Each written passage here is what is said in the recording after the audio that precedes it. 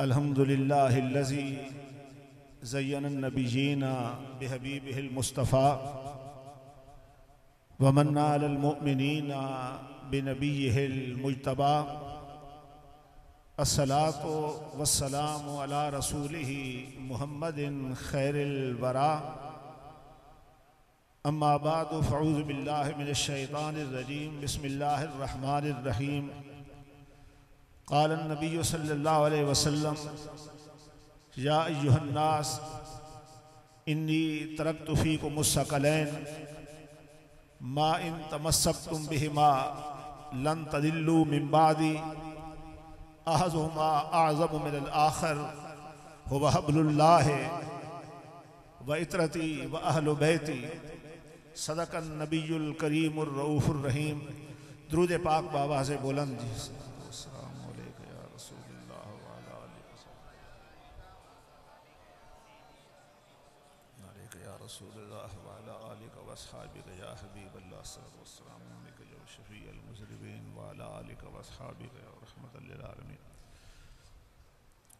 Stage पर मेरे दाएं और बाएं तशरीफ़ फरमा जलील क़दर उलमाए किराम, सामीन ज़ी एहतशाम, आज की ये अज़ीमुश्शान महफ़िल नवासा रसूल इमाम आली मकाम हज़रत इमाम हुसैन रज़ी अल्लाह ताला अन्हु और दीगर शुहदाए करबला की बारगाह में अक़ीदत के फूल निछावर करने के लिए नेकात पज़ीर है। और इसके साथ साथ 3 बच्चों ने अपने सीने में कुरान महफूज करने की जो सआदत हासिल की है, उसकी रब की बारगाह में शुक्राने के तौर पर उसका सिलसिला भी है।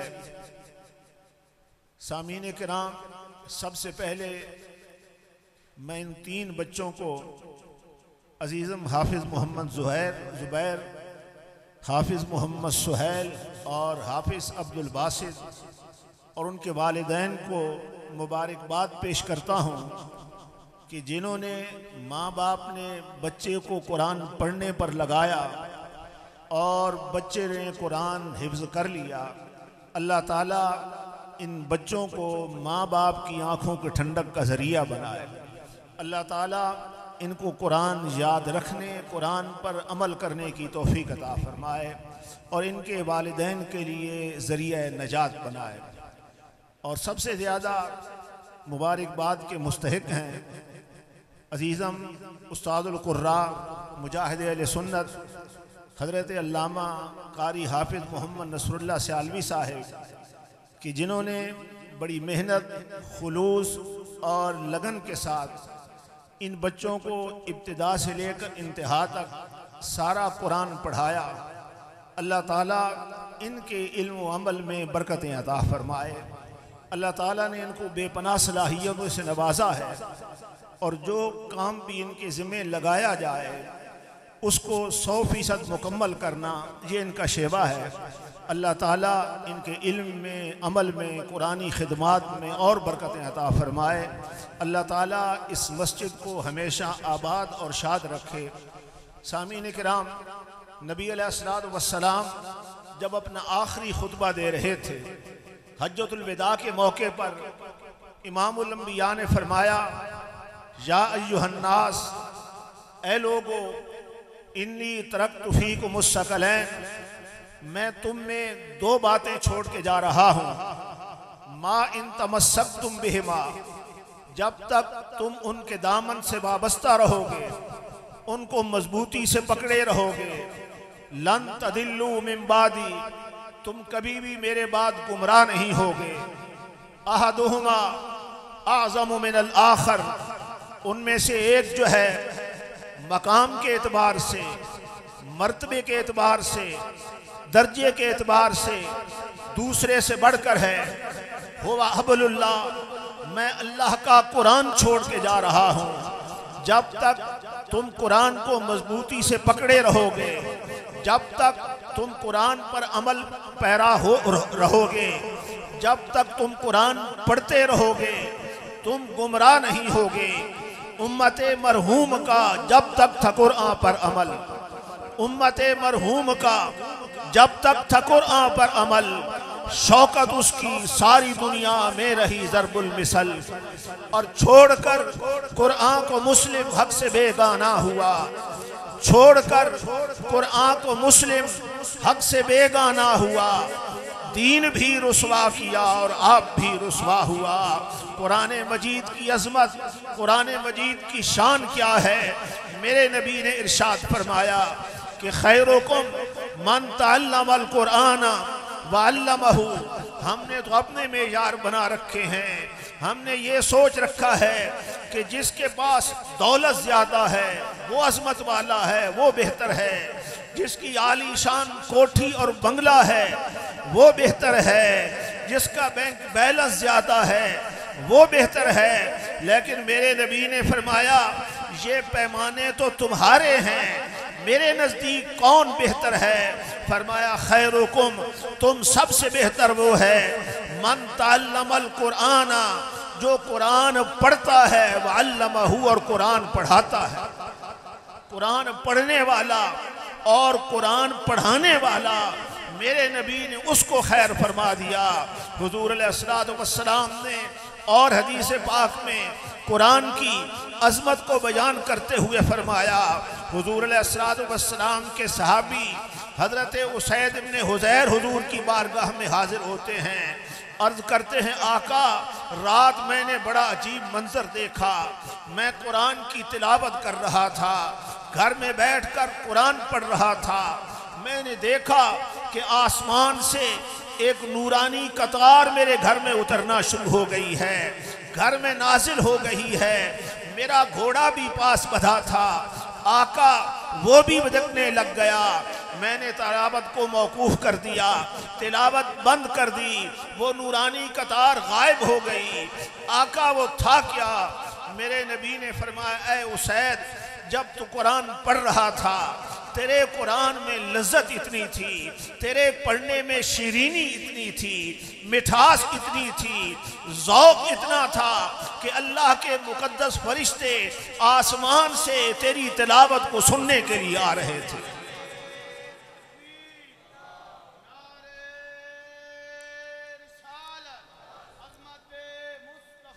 और हुजूर ने फरमाया अगर तू सुबह तक तिलावत को जारी रखता, मदीने की गलियां फरिश्तों से भर जाती और अहले मदीना फरिश्तों का दीदार भी कर लेते।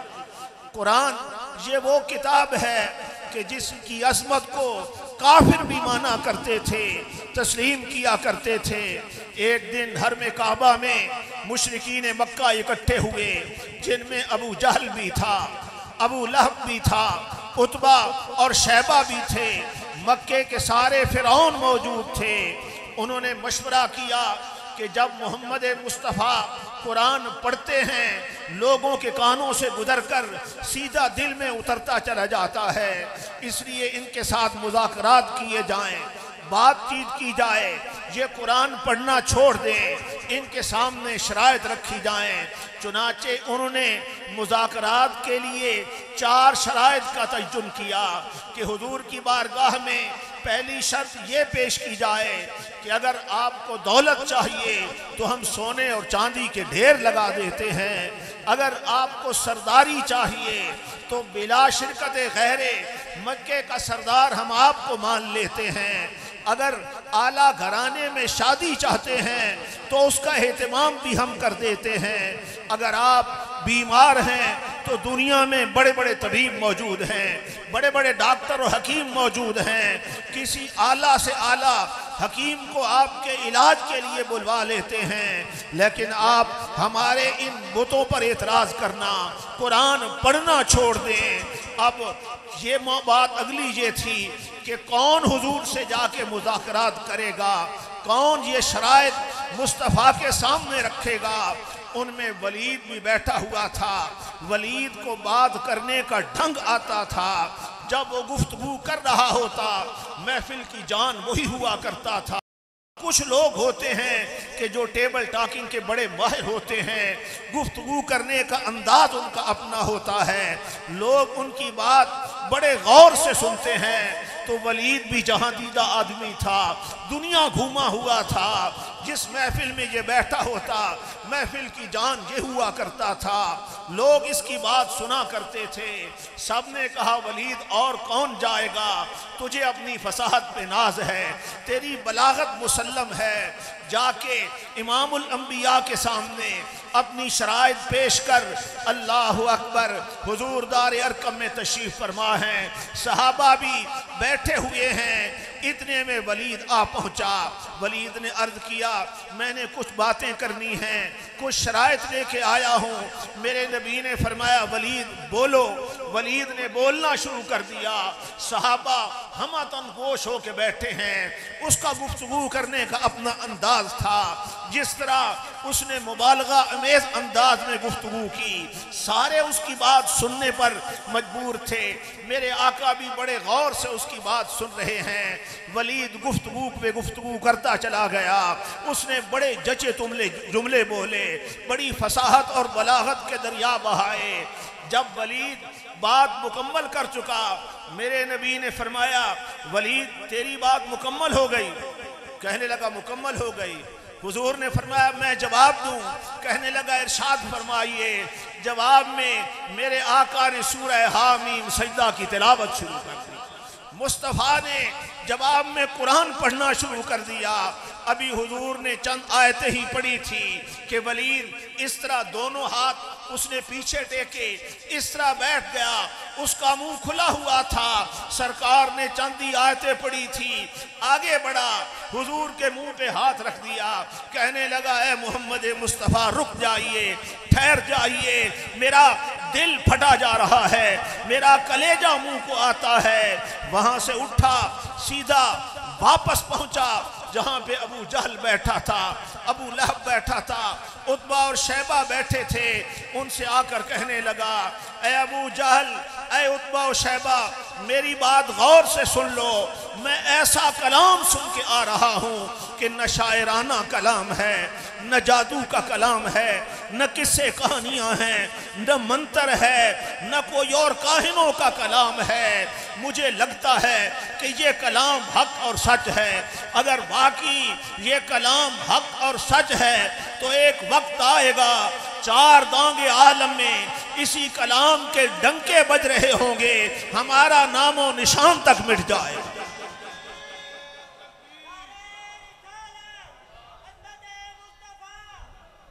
कुरान की और अज़मत, अल्लाहु अकबर। जो लोग अपने बच्चों को कुरान हिफ्ज़ करवाते हैं, मेरे नबी ने उनकी शान क्या बयान की। हुजूर ने फरमाया जो शख्स अपनी औलाद को नाज़रे कुरान पढ़ाता है, बच्चा देख कर कुरान पढ़ता है, जिस दिन बच्चा कुरान ख़त्म करता है माँ बाप के सारे गुनाह बख्श दिए जाते हैं। सहाबा ने अर्ज किया आका अगर बच्चे को नाज़रे कुरान पढ़ाने पर इतनी बरकत है, इतना अजर है, जो बच्चे को हिफ्ज़ कराएगा उसकी बरकतें कितनी होंगी। मेरे नबी ने फरमाया क़यामत के दिन हाफिज़े कुरान रब की बारगाह में पेश होगा। अल्लाह फरमाएगा कुरान पढ़, आहिस्ता आहिस्ता पढ़ना, ठहर ठहर कर पढ़ना, तरतील के साथ पढ़ना। उसके माँ बाप से कहा जाएगा कि तुम जन्नत के दर्जात पे चढ़ना शुरू कर दो। हाफिज़े कुरान कुरान पढ़ता जाएगा, माँ बाप जन्नत की मंजिलें तय करते चले जाएंगे। जन्नत का वो आला मकाम कि जहाँ पे बेटा कुरान की तिलावत खत्म करेगा, जन्नत का वही आला मकाम माँ बाप को दिया जाएगा।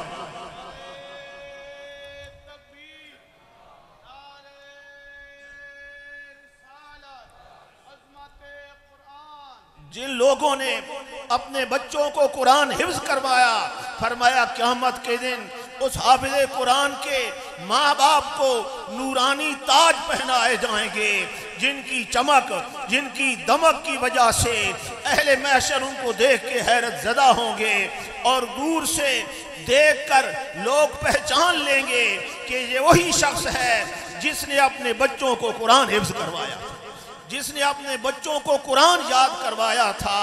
कुरान की और अजमत और शान ये है कि मेरे नबी ने फरमाया इंसान का जो दिल है ये जंग आलूद हो जाता है, इसको जंग लग जाता है जिस तरह लोहे को जंग लगता है।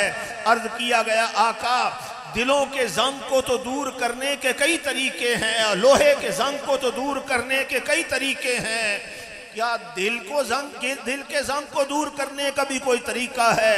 मेरे नबी ने फरमाया हाँ, जिस तरह लोहे के जंग को दूर किया जा सकता है इसी तरह दिल का जंग भी दूर होता है, कुरान की तिलावत से दूर होता है, मौत को कसरत के साथ याद करने से दिल का जंग दूर।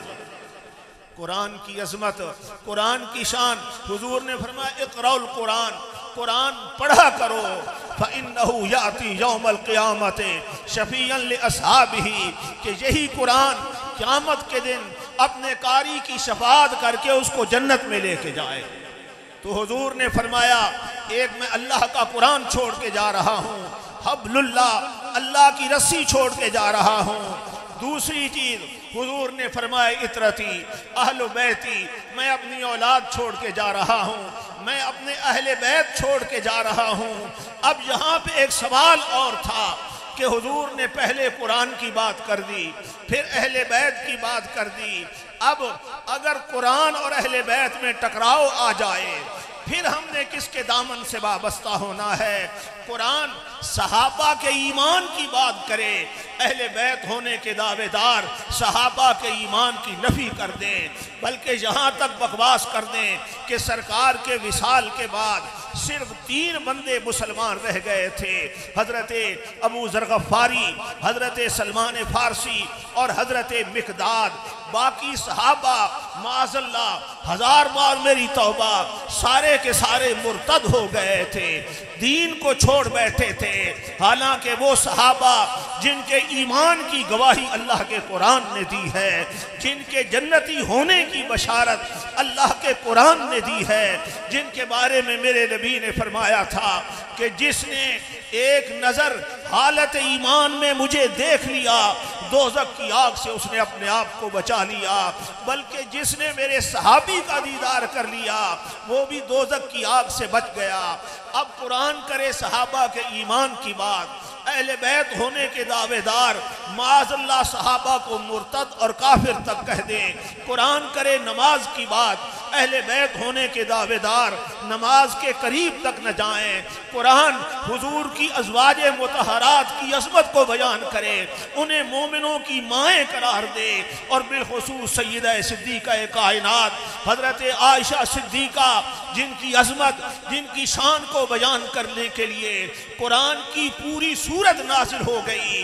कुरान हुजूर की अज़वाजे मुतहरात की अज़मत को बयान करे और दूसरी तरफ बदबख्त टोला हजरत आयशा और हजरत हफ्सा दोनों को मुनाफिका तक कह दे कि माअज़ल्लाह मेरी 1000 बार तौबा, ये दोनों मुनाफिका थी, इनकी तौबा भी कबूल नहीं है। तो फिर मौला हमने किसके दामन से वाबस्ता होना है? आका इसकी वजाहत भी कर दें। हुजूर ने फरमाया सुनो, जो मेरे सच्चे अहले बैत हैं, हकीकी अहले बैत हैं, लन यतफर्रका, वो कभी कुरान से जुदा नहीं होंगे, वो कभी सहाबा से जुदा नहीं होंगे, उनकी सहाबा के साथ मोहब्बत होगी, वो अज़वाजे मुतहरात को अपनी माएँ समझेंगे, खा वो खदीजतुल कुबरा हों, खा हजरत हफ्सा हों, खा हजरत आयशा हों, खा हजरत ज़ैनब व मैमूना हों, हुजूर की अज़वाजे मुतहरात को अपनी माएँ समझेंगे। फरमाया लन यतफर्रका, वो कभी कुरान से जुदा नहीं होंगे, इकट्ठे रहेंगे। आका कब तक इकट्ठे रहोगे? फरमाया हत्ता यरदा अलैहिल हौल, यहाँ तक कि मैं जब हौज़े कौसर पे अपनी उम्मत को कौसर के जाम पिला रहा हूँगा, अहले बैत और कुरान दोनों इकट्ठे मेरे पास आए।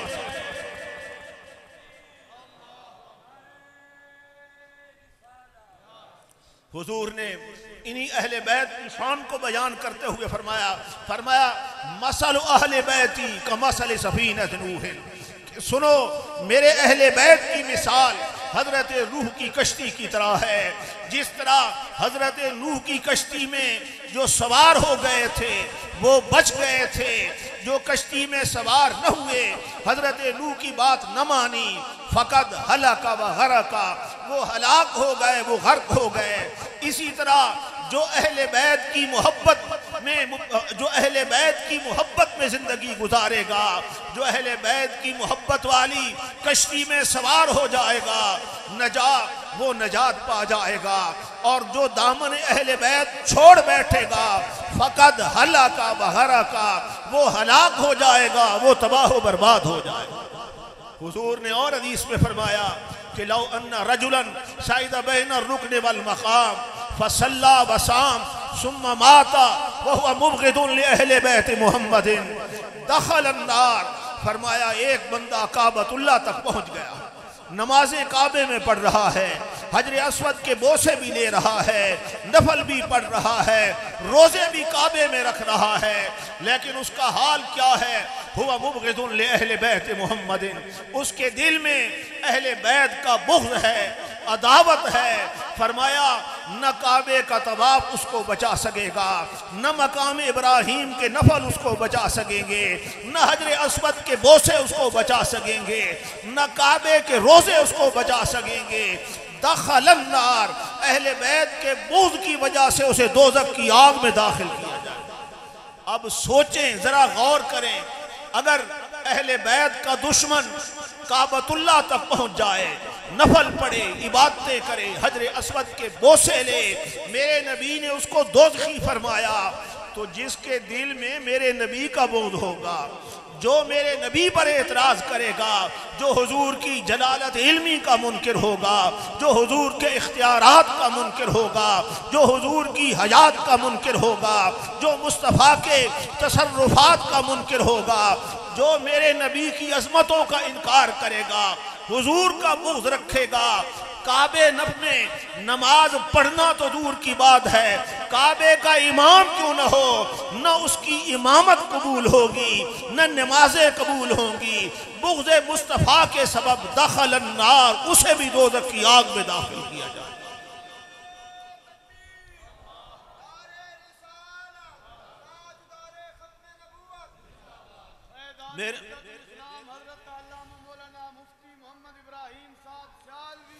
मेरे नबी ने और हदीस में फरमाया, अपने अहले बैत की शान को बयान करते हुए, उनकी अजमत को बयान करते हुए सरकार तशरीफ फरमा है। हजरत इमाम हसन आ गए, इमाम हुसैन आ गए। मेरे नबी ने फरमाया, मन अहब्बनी, जिसने मेरे साथ मोहब्बत की, व अहब्बा हाज़ैन, और मेरे इन दो शहजादों के साथ मोहब्बत की, हजरत इमाम हसन के साथ मोहब्बत की, इमाम हुसैन के साथ मोहब्बत की, व उम्महुमा, उनकी माँ फातिमा के साथ मोहब्बत की, व अबाहुमा, उनके बाप अली के साथ मोहब्बत की। अगली बात सुनना, काना मई फी दरजती यौमल क़यामा, फरमाया क़यामत के दिन जिस जन्नत में मैंने होना है, मोहब्बत अहले बैत के सब उसे भी वही जन्नत अता की जाए। अहले बैत की मोहब्बत के सबब उसे भी वही जन्नत अता की जाएगी। तो अहले बैत होने का मुद्दई वो सच्चा है जो कुरान पर भी अमल करता हो, हुजूर के साथ भी मोहब्बत करता हो, हुजूर के सहाबा के साथ भी मोहब्बत करता हो। सहाबा और अहले बैत जुदा नहीं हैं। ये एजाज़ हम अहले सुन्नत को हासिल है कि सहाबा की गुलामी का दम भी भरते हैं, अहले बैत की गुलामी का दम भी भरते हैं। एक तरफ खारजी हैं जो सहाबा की मोहब्बत की आड़ लेकर अहले बैत की अज़मत का इनकार करते हैं, बल्कि रशीद इब्न रशीद पर जय्यद उलमाए देवबंद के दस्तखत मौजूद हैं, जिसमें यजीद को अमीरुल मोमिनीन कहा गया, इमाम हुसैन को बागी और फासिक कहा गया और इमाम हुसैन की अज़मत का इनकार किया गया। एक तरफ खारजी हैं जो सहाबा की मोहब्बत में अहले बैत की अज़मत का इनकार करते हैं, दूसरी तरफ राफ़ज़ी हैं जो अहले बैत की मोहब्बत में सहाबा की अज़मत का इनकार करते हैं। ये एजाज़ हम अहले सुन्नत को हासिल है कि हम हुजूर के सहाबा के साथ भी मोहब्बत करते हैं, हुजूर के अहले बैत के साथ भी मोहब्बत करते हैं।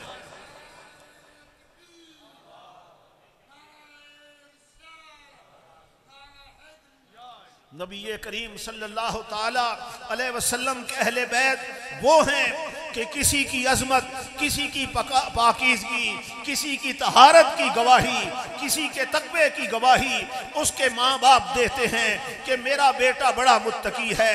किसी के तकवे की गवाही उसके वाले, उसकी औलाद देती है कि हमारा बाप बड़ा नेक है, मुत्तकी और परहेजगार है। किसी के तकवे और तहारत की गवाही उसके रिश्तेदार देते हैं कि फला अजीज बड़ा मुत्तकी और परहेजगार है। ऐ अहले बैत, मैं तुम्हारी अज़मत पे कुर्बान, तुम्हारी शान पे कुर्बान, तुम्हारी तहारत और पाकीज़गी की गवाही अल्लाह का कुरान दे रहा है। फरमाया इन्नमा युरीदुल्लाहु लियुज़हिब अन्कुम अर्रिज्स अहलल बैत व युतहिरकुम तत्हीरा, कि अल्लाह ने अहले बैत से हर गंद और पलीदी को दूर कर दिया है और उन्हें इस तरह पाक कर दिया है जिस तरह पाक करने का हक होता है, जिस तरह पाक करने का हक होता है। हुजूर ने फरमाया उस कौम का कितना बुरा हाल होगा जो मुझे ईज़ा देती है और मेरी आल को ईज़ा देती है, मेरी आल को तकलीफ देती है। जरा सोचिए, गौर कीजिए, इस दौर में जो लोग यजीद की वकालत कर रहे हैं, यजीद के दौर में जो कुछ हुआ, क्या उससे इमामुल अंबिया को असियत हुई होगी या नहीं होगी? तकलीफ पहुंची होगी या नहीं पहुंची होगी? नबी अलैहिस्सलाम हजरत इमाम हुसैन का बचपन है, सरकार हजरत फातिमा के दरवाजे के सामने से गुजर रहे हैं, अंदर से हुसैन के रोने की आवाज़ आ गई। मेरे नबी अंदर दाखिल हो गए, फरमाया फातिमा मेरे हुसैन को रुलाया न कर, इसको रोने न दिया कर, इसके रोने से मुझे तकलीफ होती है। जिस हुसैन के रोने से इमामुल अंबिया को तकलीफ होती है, जब बेदर्दी से उस हुसैन को शहीद किया गया होगा तो मेरे नबी की तकलीफ, हुजूर के दर्द का आलम क्या होगा। और जिन्होंने तकलीफ पहुंचाई उनके लिए रब के कुरान ने फैसला क्या दिया?